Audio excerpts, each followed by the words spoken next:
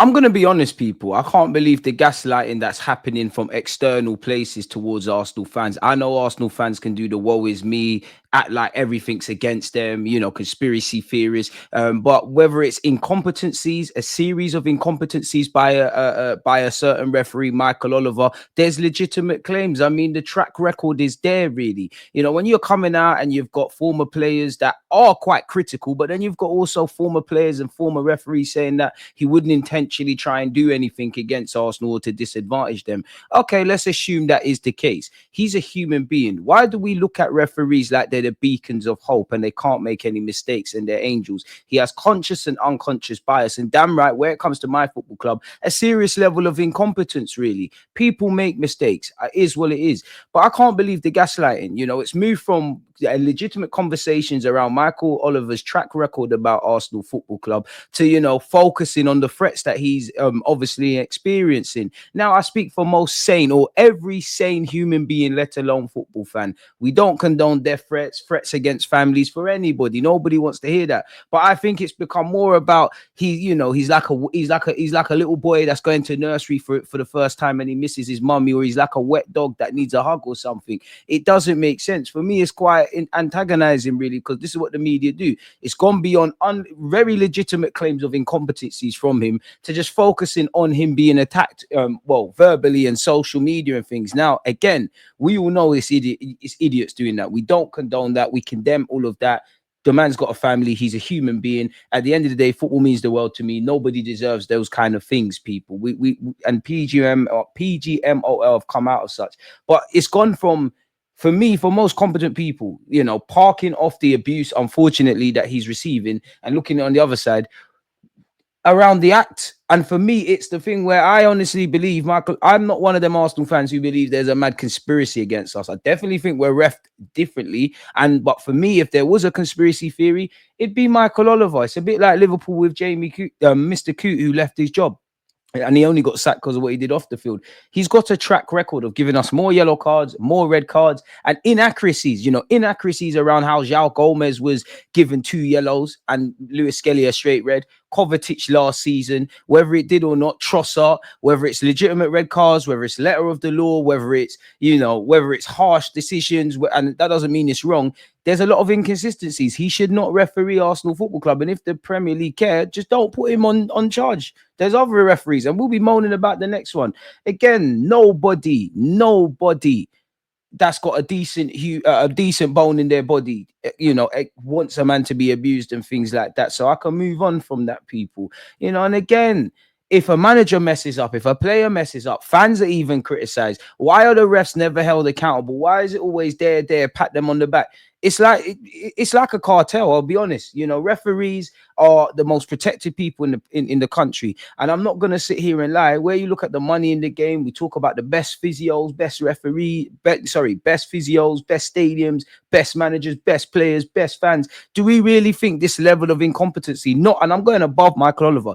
Do we think this is a coincidence? No, it's not, because it adds to the entertainment product, which is the Premier League. This is what we're talking about.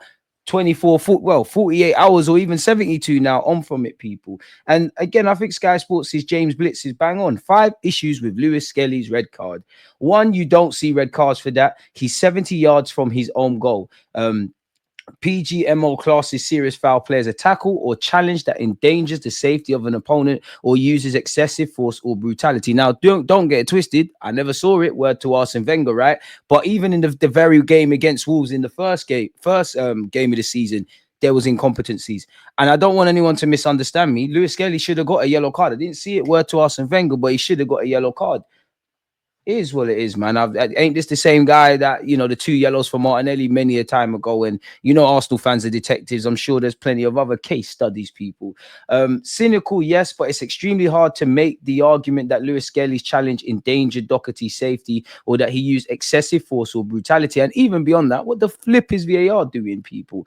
2, VAR gave it. The serious foul play call was checked and confirmed by England. Darren England, if you don't know, see above for the common sense point to an official who had replay slow-mos and time to fully assess it. And then you look at João Gomez's challenge, which was arguably worse. He got away with a yellow card. So again, the consistencies, what's going on?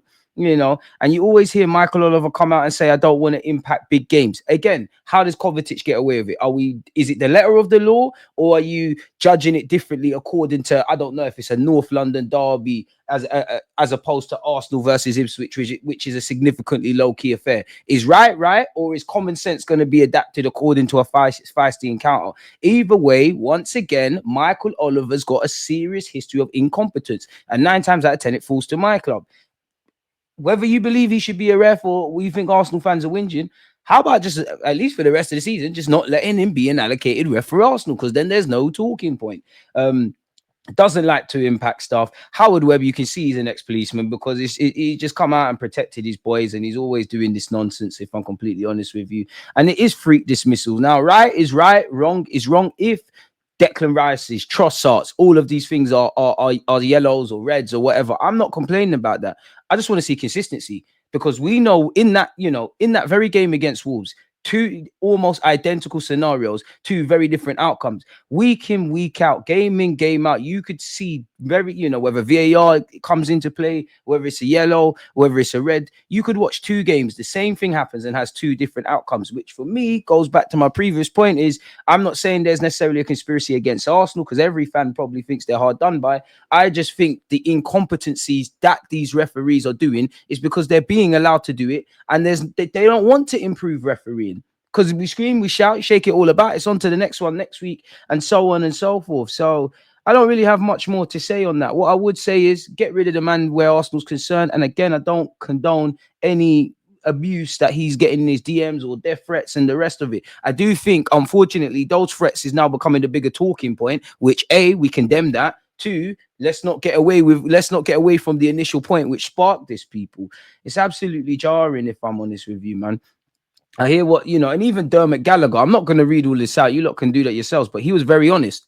How many referees or ex-referees are honest? It's only the ones that are getting the Sky gigs and whatnot. It's not those that are still pally and things like that. It's absolutely shocking, man. And now Lewis Skelly, 3-match ban. PGMOL haven't come out and rescinded the red card. Arsenal, I think there's legitimate grounds to appeal, but I'm just someone on YouTube. I don't know anything in that regards, people. But I do think they're deflecting from the initial point, and they're naturally, I don't think protecting someone is wrong, but you're protecting. And this, it's like having a child, that you never reprimand. You just allow their mean habits and bad ways to fester. You're creating a bigger monster.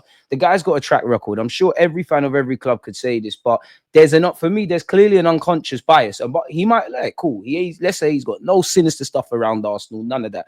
He's got an unconscious bias against this football club. It's shown with the numerous inconsistencies. Several. We've been here 9 times out of 10. It is what it is, man. Completely off topic. This is apparently the leaked image of Arsenal's third kit for the 2025-26 season. What do you lot make of it? Now, it's not been confirmed, but what do you make of it? If it is like that, I think it's kind of wavy. I must be honest now. Smash the like button. Is it fair to say us Arsenal fans are still hoping for transfers? Do we need any transfers? Let me know. Arsenal's target Sverre Nypan arrives in London ahead of talks with the Gunners as they look to beat I think they mean off competition from Man City for the 18-year-old Norwegian wonderkid. Rosenborg midfielder Nypan was in London on Sunday night ahead of talks with Arsenal. The 18-year-old Norwegian was with his family and agent in Erling Haaland's box to watch Man City beat Chelsea on Sunday. Sister club Girona also want Nypan. Well, naturally, City might not want him directly, but if he developed, you get where we're going, people. While Arsenal are continuing to explore options to add a forward this week, the midfielder who plays for Rosenborg in the Norwegian First Division is currently weighing up his options. The Gunners wish to recruit global emerging talent. I'm all for that. I don't think you should ever stop future planning and buy players that can go into the squad, assuming we signed him for, 10 million, and he's not quite good enough to break into our team, and you sell him for 20, 30, you can't go wrong making a profit. Simultaneously, though, you do need to immediately bring in players that can impact us and try and salvage this season. Whether you believe we can win the champs or the Prem, let me know. Or even to overturn that League Cup 2-0 deficit against Newcastle, which I'm pessimistic on our chances of silverware anyways, but you can imagine. I'm here for that. Napan would be Arsenal's first signing under their interim sporting director Jason Ato, who succeeded Edu Gaspar upon his exit last November. In the past, Napan has admitted it was his dream to play in Manchester, only in Manchester United's red, rather than say, I mean, you can have your dreams in it, do what you need to do. That's irrelevant to me. If you really got talent and you can help us in the short, medium, and long term, bring the man to the club. Allegedly, Arsenal are hopeful of beating Manchester City's sister club Girona to the signing of Napan after holding further talks with the Norway under-21 midfielder. In 2023, he became the youngest player in Rosenborg's history to score in a league match at 16 years and 145 days. Apparently, the 18-year-old is understood to be close to making a decision over his future after meeting Arsenal officials on Sunday, people. Again, he's naturally going to, you play in a similar position, you're from the same country, you're emerging as a young player, naturally you're going to be linked to Martin Odegaard. And just broadly, Norway have got some little decent players. They got Napan, obviously Haaland and Odegaard. Noose is there.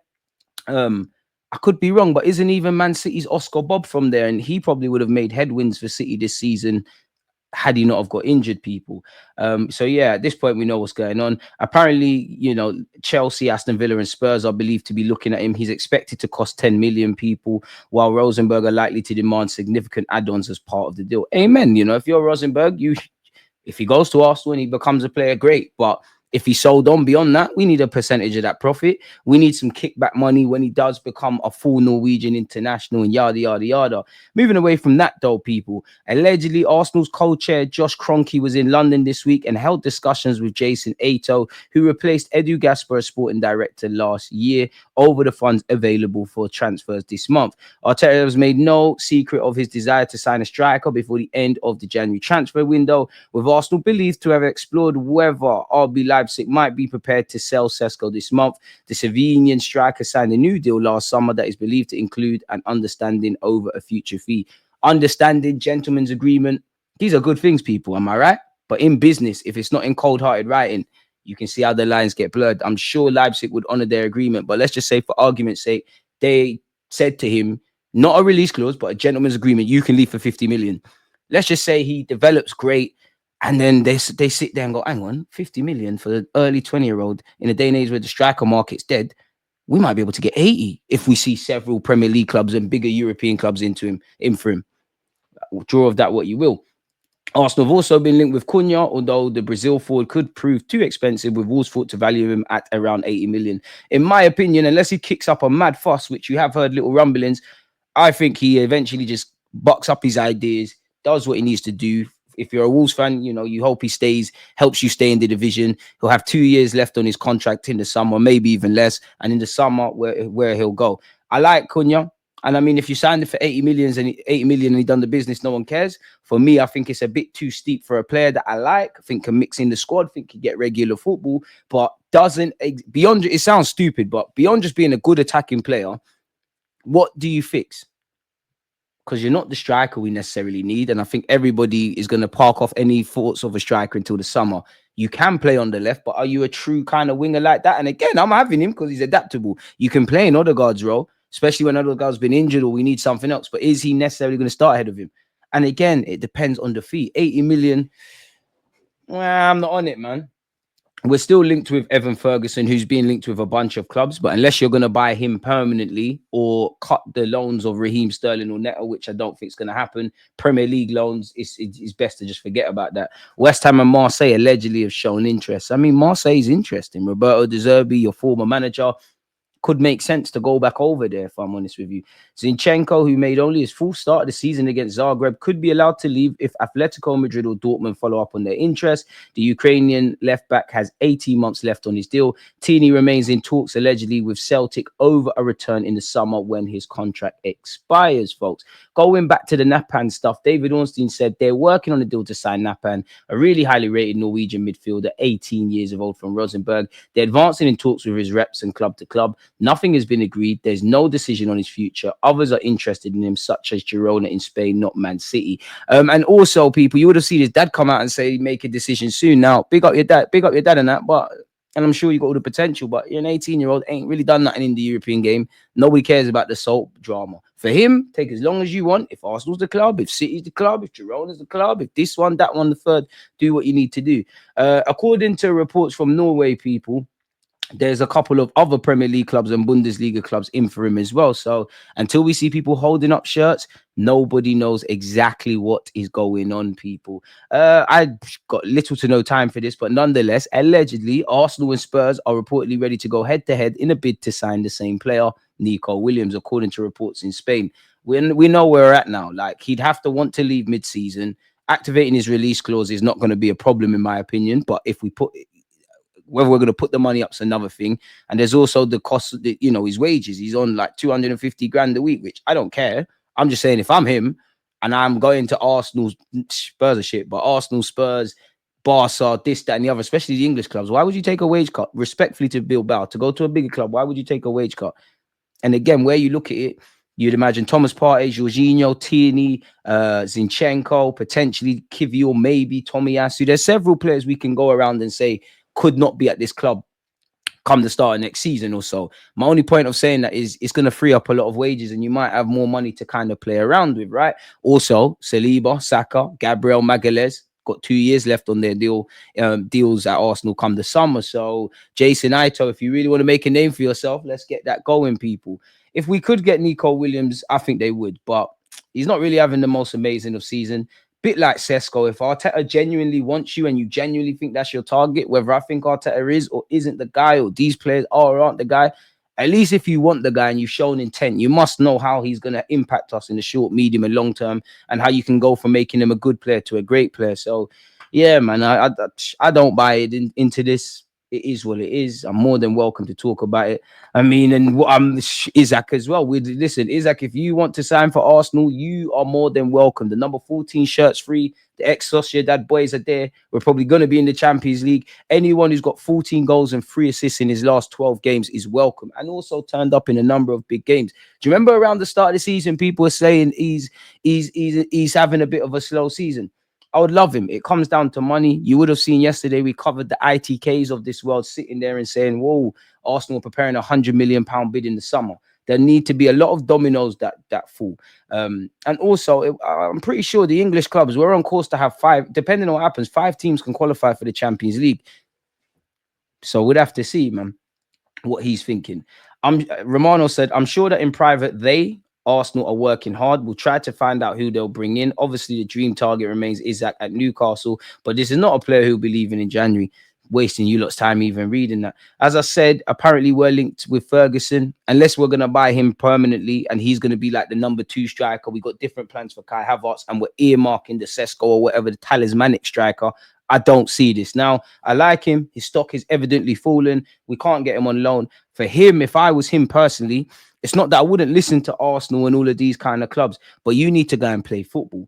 Marseille, De Zerbi was rocking with you. It makes sense. West Ham, I don't think they've got a striker, like a clear-cut striker. It makes sense. A couple other teams have been linked with him as well. He's forever going to be linked with Arsenal, innit? He's also linked with Fulham. I don't know even at Fulham, you could play with them, but are you necessarily going to play ahead of a Jimenez or a Munoz? I don't know, people. We've been linked with Dean Henderson indirectly as well. People, he's doing quite well since, what an L from Juventus to let him go, people. Bournemouth are flying. The football's great. The manager's earning plaudits, scoring a bunch of goals. Their 2 young centre-halves are earning a lot of plaudits. They're doing their thing. Arsenal and Chelsea are apparently interested. I don't imagine we're going to front up the cash that's required. You'd imagine when the time comes, they're going to make a significant profit on that 12.7 million quid that they spent. Again, clubs apparently are ready to trigger the release clause of Nico Williams. Realistically, no one is going to trigger that unless there's genuine encouragement from Nico Williams that A, he will leave Spain, and B, he's ready to leave Bilbao mid-season, which I don't know him. I wish I did. I'd be talking to him every day trying to get designed for Arsenal, but it doesn't make sense, in my opinion. Allegedly, we face competition in the pursuit of Cunha, as we already knew, people. Chelsea, Newcastle, Manchester United, and Tottenham Hotspur have all been name dropped, people. So we're just getting linked with the same dons. Rumors are saying he could even force a move. You could scream, shout, shake it all about, but what's really going on? Apparently, Chelsea are reportedly in talks to sign Leipzig's Benjamin Sesko as they look to bring in a new forward to the club before the January transfer window closes. You never know. Chelsea got more money than sense. They might put an offer down that Leipzig can't refuse. I don't know if I buy into this. Apparently, they tried to get Osimhen. And we have seen rumors that say despite Arsenal, Man United, Chelsea are all into Sesko. Sesko wants a move to us. I don't know. Apparently, they've reportedly contacted his reps and they're considering a bid for the Leipzig star before the January window shuts. But again, they're constantly in contact with his reps, so he would have to give encouragement. And if there is encouragement, he's going to leave, and Chelsea are going to put down the bread. Naturally, Arsenal need to get involved, people. Sesko has 14 goals in 27 appearances across all comps so far this season, people. So yeah, Matthias Tell is still linked with Chelsea. That's someone I would like to get involved in. Team Talk has stated we're also looking at the Frenchman, but again, all of these are rumors and whispers. No one can verify it. And this has said Arsenal have reportedly submitted a 70 million euro offer for Sesko as they look to bring in a new number 9 to the club before the January transfer window ends. I hope this is right. I really do. I really, really, really, really do. I think it's nonsense though. But anyways, furthermore, the Slovenian international currently favours a move to Arsenal this year, despite competition from both Chelsea and Man United. I've gone over that already, people. Barcelona are said to be looking at him as well. They're still linked with Nico Williams, but apparently they still do have financial woes, people. We have seen, Marco Reus, the Leipzig manager, the director, they've all come out, and on one hand, what you say in the public and what could happen in private that leads to what we see in the public could be different things. But if you take their words for face value, we know the January market is difficult. We still need to make it happen. It's a myth. But if you've been living under a rock and ain't heard it before, the director of Leipzig, or a high-ranking official, said there's definitely no contact with any other club or any discussions regarding Sesko. We are very happy to have Benji in our squad. He's one of the top attacking talents in Europe and is currently in excellent form. He'll continue to wear the Leipzig jersey. He's got 4 years left on his deal. Obviously, signed new deal last year. They can't afford to let him go in the window. Arsenal may be forced to wait until the summer for a potential move for Sesko, says Sky Sports, people. Once again, apparently Celtic are expected to approach Arsenal to discuss the conditions of a possible loan deal for Tierney this month. Celtic are close to agreeing a pre-contract with Tierney for a permanent move, but they would like him earlier for the Champions League knockouts. I mean, if Zinchenko goes and Tomiyasu's injuries can keep going, if Lewis Skelly keeps being harshly judged, we're going to need Tierney as part of the squad. It's been a off topic. It's been a weird season for Lewis Skelly. He's obviously come through, probably going to get a new deal doing what he's doing, but he got into it with Haaland. He's got a red card, which I think is harsh. Got booked without even stepping onto the pitch. Like, big up Lewis Skelly, big up the Highlanders, man. Romano has said, I'm sure that in private they're working hard. We'll try to find out who they'll bring in. Obviously, the dream remains Isak, but this is not a player who'll be leaving in Jan. So I think we've heard that already. See, smash the like button and subscribe. You see, I'll make sure I try and cover every bit of news. TBR Football understands that Miles Lewis Skelly is close to finalising a new long-term contract at Arsenal. The club hope to announce the deal in the coming weeks, people. And João Felix could be made available by Chelsea. We can't get him on loan. We do have a history of going and buying Chelsea players or dealing with that. Would you lot go for him? Because on one hand, I'd say no. On the other hand, I don't think it's the worst of options. But again, that's before you talk about the transfer fee, the wages, etc. Chelsea got more players than they can count, people. It's a bit of a madness over there, isn't it? We've been linked with an 18-year-old Greek player, people. Not going to act like I've watched him, do my homework, but apparently Arsenal, along with 6 other Premier League sides, Marseille, Atletico, Sevilla, Bayern Leverkusen, Sporting Lisbon, and Victoria Guimaraes of Sporting are all looking at this guy. What is his name, man? What's his name? His name is Christos Zakratis. 18-year-old, I believe he's a forward. I don't know, people. Well, it says he's a midfielder. I need to do my homework. I mean, I wouldn't mind us trying to find the stars of tomorrow. As I said, you can never not future-proof. Bring in players that can make the step up or be sold. I don't want us to turn into a Leipzig or something, but if you're not going to buy the Isaacs, the Kuduses, these guys, when they end up where they're at now, and other guys where they come with anything from 70, 80, 90 plus million quid, Cunha, and all these teams are going to play hardball, do you try and intercept that and find them and give them a platform and develop them to be the guys we want before they end up where they end up? And it's put up or shut up, really.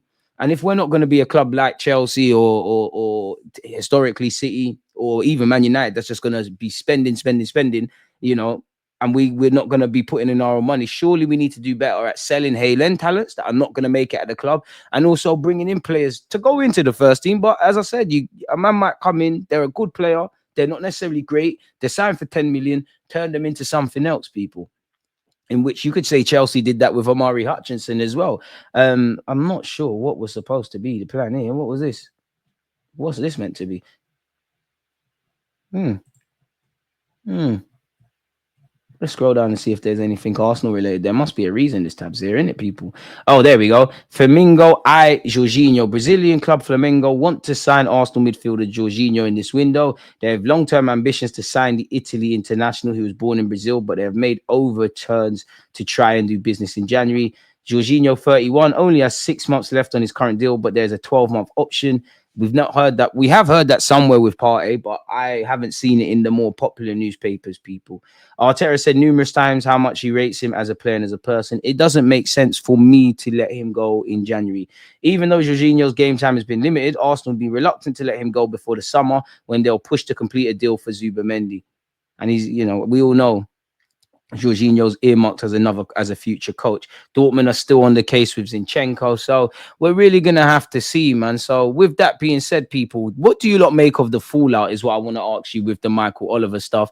With it getting ever closer to the window closes, are you lot actually hopeful we'll sign someone? Let me know, people.